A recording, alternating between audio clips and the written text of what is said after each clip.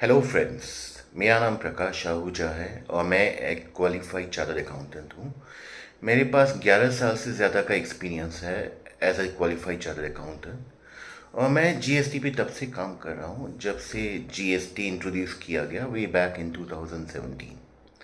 मैंने ये नया जीएसटी चैनल इंट्रोड्यूस किया है जिसका बेसिक पर्पस ये है कि मैं ज़्यादा से ज़्यादा अवेयरनेस और इन्फॉर्मेशन दे पाऊँ पर्टेनिंग टू जीएसटी कंप्लायंसेस अपने सभी व्यूअर्स को।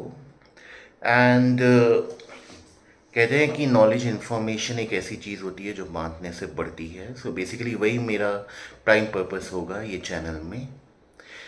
ख़ास तौर से वो व्यूअर्स जिनको ज़्यादा बेसिक नॉलेज है नहीं अबाउट जीएसटी, जैसे कि सप्लाई क्या होता है या इनपुट टैक्स क्रेडिट क्या होता है, वो ख़ास तौर से मेरे ये चैनल से बेनिफिट कर सकते हैं।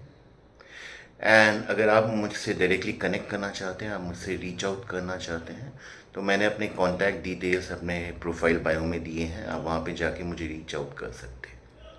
तो आज हम स्टार्ट करते हैं आज का टॉपिक जो कि है input tax credit.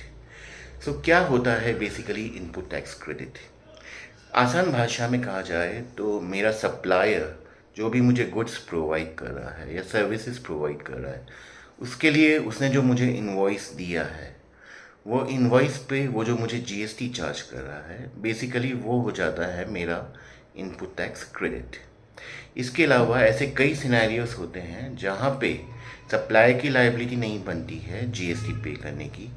Rather than that जो पर्सन वो गुड्स या सर्विसेज रिसीव कर रहा है, जो रेसिपिएंट है, उसकी लायबिलिटी बनती है जीएसटी पे करने की ऐसे गुड्स या सर्विसेज के सप्लाई के ऊपर।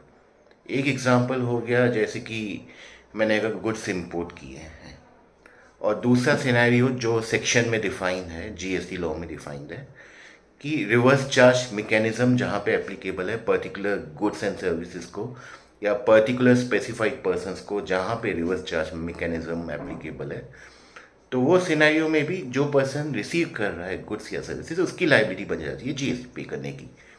तो ऐसे सिनेरियो में जहाँ पे मैं जीएसटी पे कर रहा हूँ, जैसे कि इंपोर्ट ऑफ गुड्स के ऊपर या रिवर्स चार्ज मैकेनिज्म के ऊपर, तो वो जीएसटी जो मैंने पे किया अगेन वो मेरा इनपुट टैक्स क्रेडिट बन जाएगा।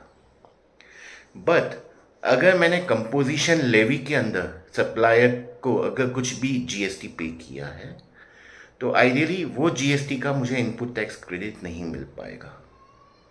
मतलब व्हाट आई मीन टू से, अगर मान लो अगर मुझे कंपोजिशन लेवी एप्लीकेबल है अंडर सेक्शन 10, तो वो केस में अगर मुझे कोई भी अगर गुड्स या सर्विसेज मिल रहे हैं सामने वाली पार्टी से and I have opted for composition levy, ठीक है, I as a registered person have opted for composition levy scheme, तो ऐसे सिनेरियो में भी मैं इनपुट टैक्स क्रेडिट नहीं क्लेम कर सकता हूँ। तो अभी हमने बेसिकली समझ लिया है कि इनपुट टैक्स क्रेडिट क्या होता है।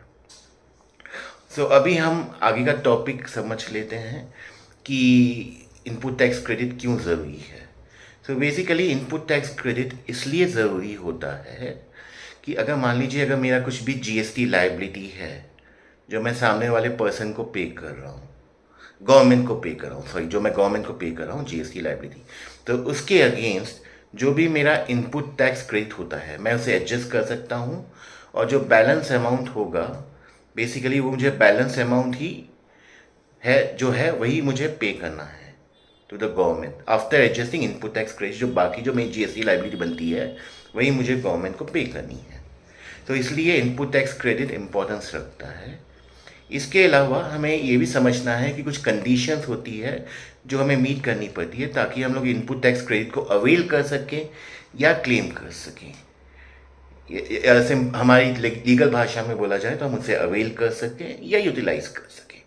तो क्या होती है वो कंडीशंस, वो हम सब जानेंगे हमारे आने वाले टॉपिक्स में, आने वाली वीडियोस में।